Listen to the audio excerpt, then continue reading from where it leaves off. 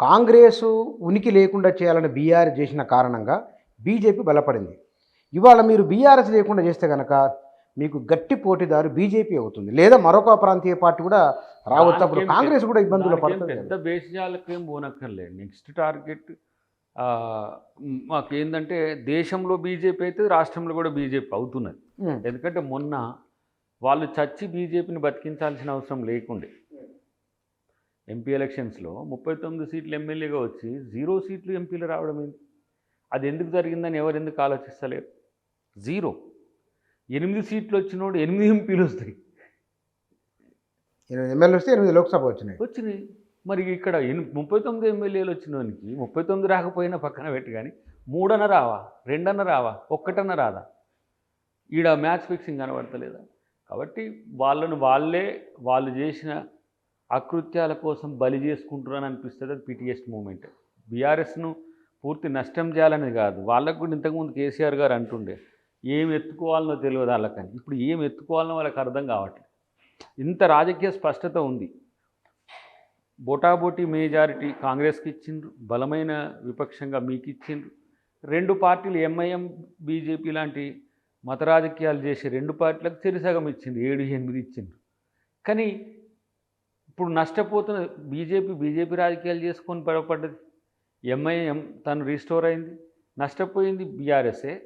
నష్టపోవడానికి ప్రయత్నం చేస్తుంది కూడా బీఆర్ఎస్ తన అజ్ఞానపూరిత నిర్ణయాల వల్ల నేను అనుకుంటున్నా. బట్ ఏదున్నా కూడా ఇప్పుడు నొప్పి తెలిస్తే మనం ఏం చేయలేం. ఆ రోజు కూడా ఇప్పుడు కాంగ్రెస్ పార్టీకి ఎక్కడికి బీఆర్ఎస్కి అంత నాయకత్వం ఎక్కడిది? అంత కాంగ్రెస్ నుంచి తీసుకున్నదే కదా.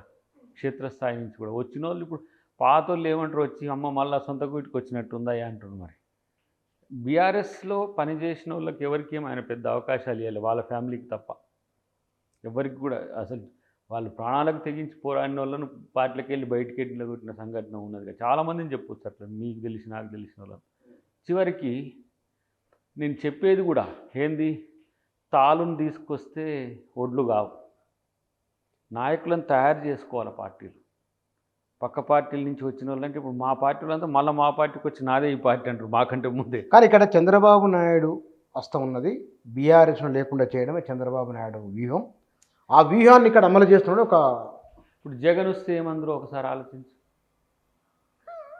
జగన్ అక్కడ పవర్లోకి వస్తే ఇక్కడ కాంగ్రెస్ పార్టీని ఎట్లా నష్టం చేయాలని చూసేది. ఎలక్షన్ల ముందు ఆ ప్రయత్నాలు కూడా జరిగినాయి.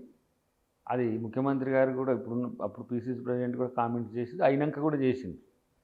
చంద్రబాబు గారు రావడం ఏంటంటే రేవంత్ రెడ్డి గారికి వారు గతంలో పూర్వాంకంలో బాస్గా ఉన్నారు కాబట్టి వారి పగ ఏదో ఇక్కడ ఎగ్జిక్యూట్ చేయడానికి అవకాశం ఉందనే ఒక ఊహాగానాలు వస్తున్నా. కాంగ్రెస్ పార్టీ డెఫినెట్గా ఈ రాష్ట్రంలో మళ్ళీ అధికారంలోకి రావడం అనేది కాదు, బీఆర్ఎస్ లాంటి రాజరికపు ఛాయలు ఉన్న పార్టీలకు భవిష్యత్తు ఉండకుండా చేయడమే లక్ష్యంగా పనిచేస్తుంది.